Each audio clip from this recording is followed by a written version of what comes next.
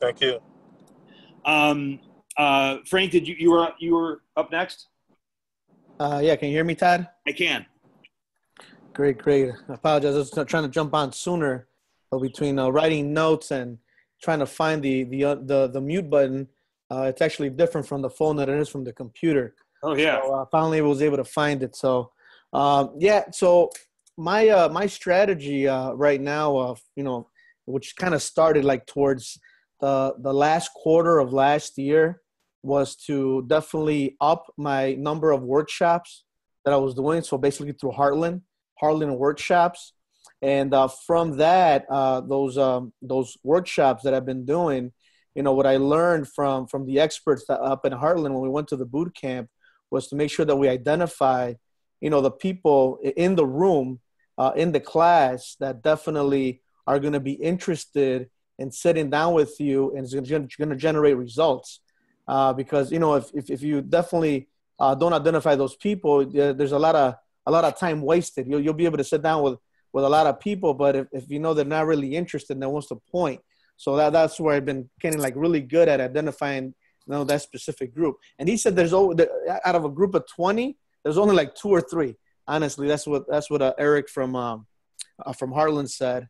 So I've been getting really good at that. So just make sure my time is being efficient. I'm already right now in regards to the workshops at the pace of averaging about 10K personal points a month since the beginning of the year. And so I'm slowly upping that to 20.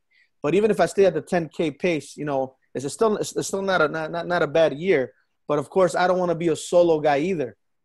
So my goals are definitely, this year till the end of the year is 2 new workshops a month, Todd. And by what I mean by new workshops, that means different people. I'm not talking about a new workshop and I still got the same group of people from the last workshop. I'm talking about 2 new workshops with different people every single month.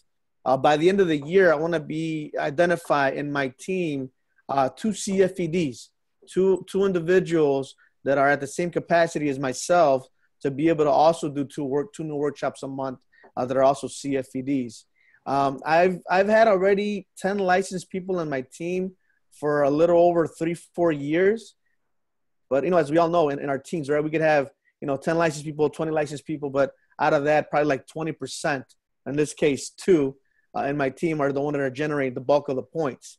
What I want to identify is 10 licensed people in my team that are doing 2 and 10K personal a month.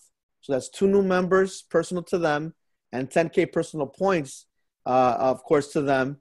And with that, I calculated that if they do 10K personal, right, that'll be 100,000 points team that'll be coming into my team on a monthly basis, plus my 10, right, there'll be 110,000 points coming on a monthly basis. So that equates to about $250,000 cash flow a year. And that's what I've been focusing. That's the game plan that's been on my mind since the last quarter of last year. And I want to accomplish that by the end of this year. And at the pace that I'm going, Todd, it looks like it's going to be very, very realistic.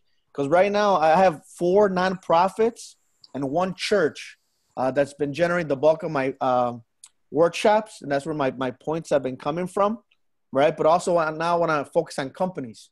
I want to get into companies. So I want to get into 4 new companies this year too. So that's the game plan. That's what my focus is. And, with the platform that we have, there's no, I'm not sorry to curse on the call, but there's no way in hell that I won't get that accomplished. Well, and I know you found some synergy, Frank, in just honing in on something, right? We talked about this last week where, you had different things you were doing that you were kind of a little bit spread out a little on a few different ways to get to market, but you kind of settled in since last August or so, pretty much on work, and really more this year on the workshops with Heartland.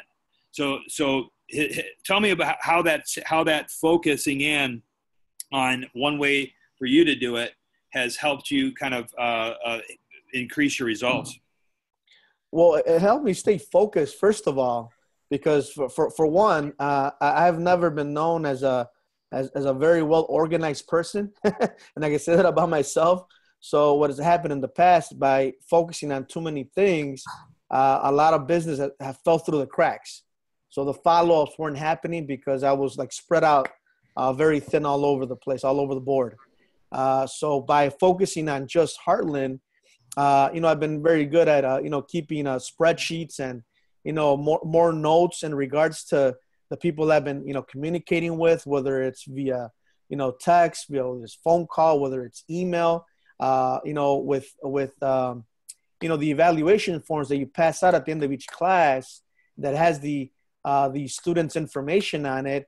I utilize that as taking notes every time I call. So basically when I make a phone call to set up an appointment or whatever the conversation is, I make sure I date it. I write down exactly what was said. So next time when I follow up, I know exactly how to follow up.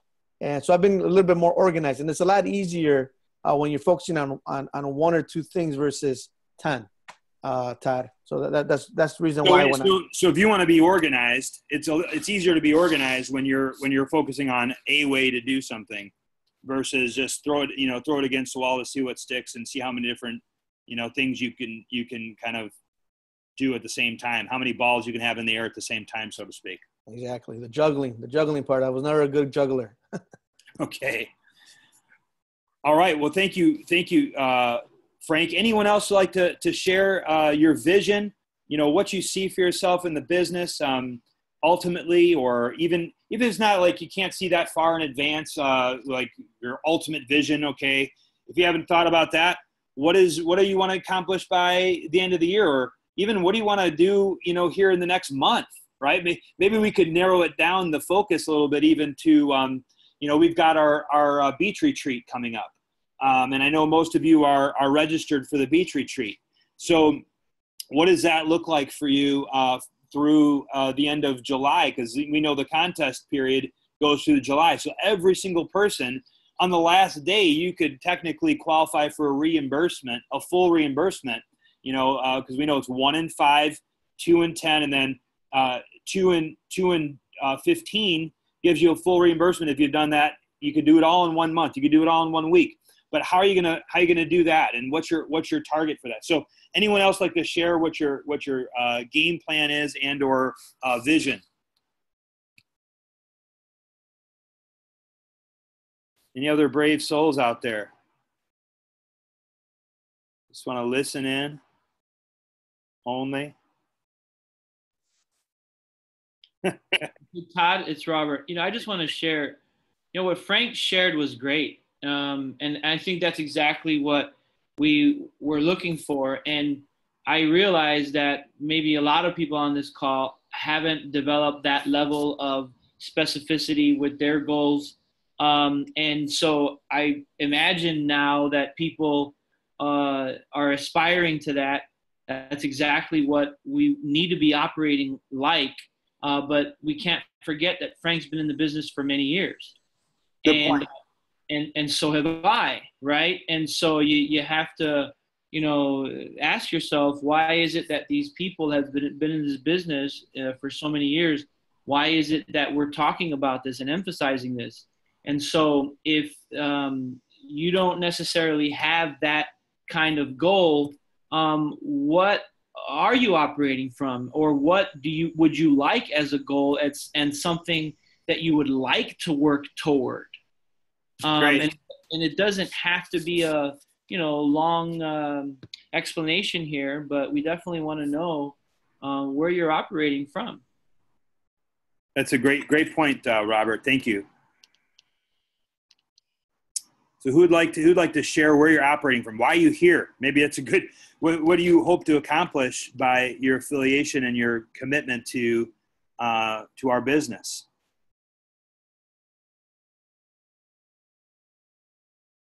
Everyone can hide in the webinar. Maybe from now on we all should just be showing our faces on a webinar. It's already easy enough that we could just dial into a call like this. I'll share mine, and some of my focus, my vision here, and then maybe that'll help soften the shore for some of you to share some of what your thoughts are. I think recently I started, not to get too long-winded here, but I started in the business like a lot of people 20 years ago.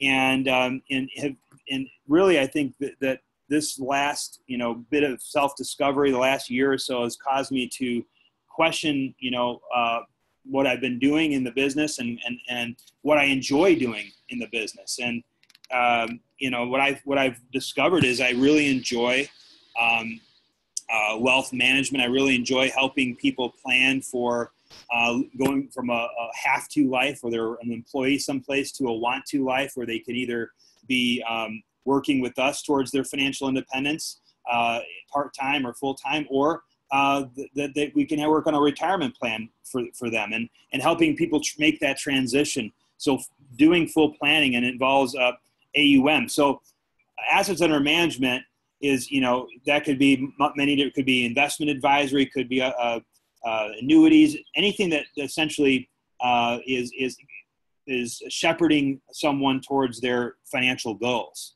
And so I have a goal personally of having $15 million under management in advisory business, which is a little bit newer to most of us, by less than 2 years. So by February that's my 45th birthday, February of 2020, I want to have 15 million under management personally.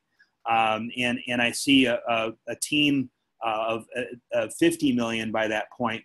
Ultimately, my vision is to have $1 billion under management in the organization, the whole team, $1 billion under management. And $1 billion under management is about 1 million points a month, more than that. But 1 million points a month coming through. It's a couple $1 million income easily. It's a legacy, and it's something that could change my family's future forever. And so obviously I have to focus on not just assets under management myself, but also building an organization and a team. So now that I have that vision of $1 billion under management, okay, what's my best go-to-market strategy? My best for me to start where I'm at, since I have some clients already, the path of least resistance for me is client service. I've got about 500 personal clients.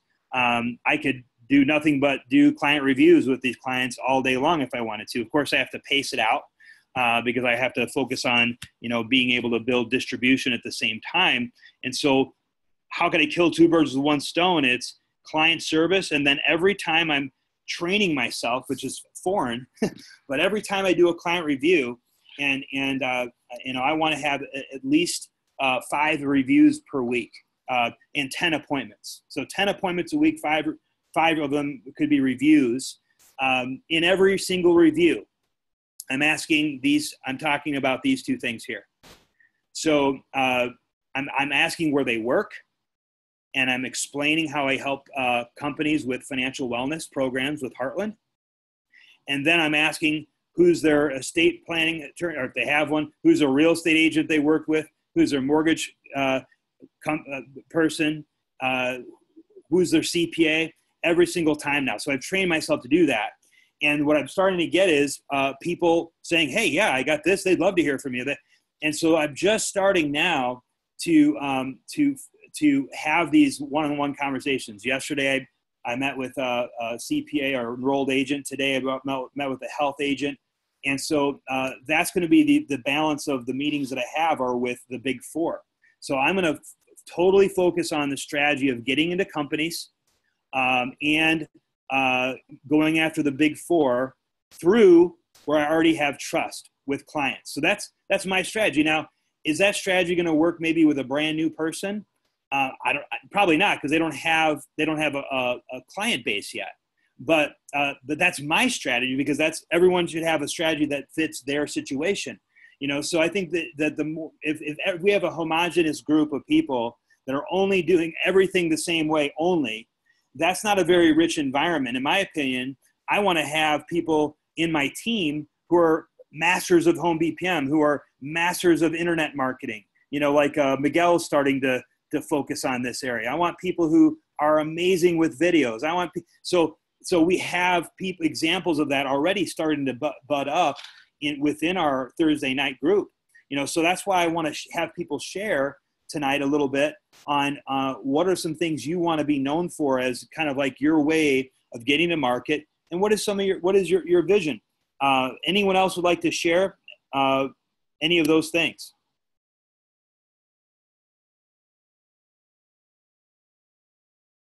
Okay. Everyone's scared. Hey, Todd, can you hear me? Oh, hey, Miguel. Yeah, go ahead, man. Yeah. I guess a really goal that I want to hit really soon is to be better at training, if not stepping up in training and knowing our material more. The more time I spend watching our videos and looking over the onboarding process, the more I like it, I really like being given the words to say and learning the words of our business and how to counteract things. So like I said, the more I read that, the more I like it. And also, learning, I do want to be really good at social media marketing and just attracting people, because I think social media plays a big part in sales, and is going to play a big part in future sales, the further we get along. So that's, I'm looking to attract the big four. I'm looking to build a business, but I'm also looking to do what you're doing, have somebody master one thing and just have a group of people that are good at their own thing. And that's what I'm looking to do right now. Very good. Now, do you have any shorter term goals, Miguel, that you'd like to share with us?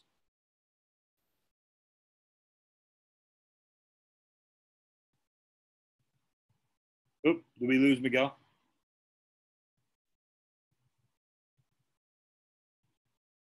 All right. Shorter term, I'm sorry. Shorter term, probably just doing some more trainings, getting that practice in at the office. That's why I can, not feel nervous in the future. Awesome. Well, I think that good, and thank you for that, Miguel. And anyone else would like to share before I move on? I just think that we've got to be willing to think about this stuff. How much are we being cause in the matter in our own business, in our own life? It's so easy to just kind of take life as it comes. To fly by the seat of our pants, to not really be proactive, be reactive. And I've done it many times. This is like, here it's the pointing the finger all back at me here. So I know that if I've done that, everyone's probably guilty to some degree. That if we aren't focused on like a tangible result, something that we are gunning for, what happens is time tends to slip by. And then we fill that time with things that are not truly productive, and we give ourselves maybe, an excuse, or in some way, figure out that in the future, next month I'll get back at it, or, hey, I'm going to start, it could be anything, working out, healthy diet, anything that's, that kind of slips away from us because we don't have a target, some goal in our mind. By a certain time, right? There's a book called The Strangest Secret. The entire book is dedicated. It's a Conan Nightingale. Earl Nightingale wrote that book, and the whole book is about how it's proven people who have a goal versus people who don't have a goal, and that's 1% of the population. The top 1% are all people who have had a goal in their lifetime that they've been focusing on. Everybody else, their goal is probably to be comfortable. Most time, think about how many times my goal has been to be comfortable, right? And every time that your goal is to be comfortable, unfortunately, sometimes we achieve that goal too easily, and we're not actually growing.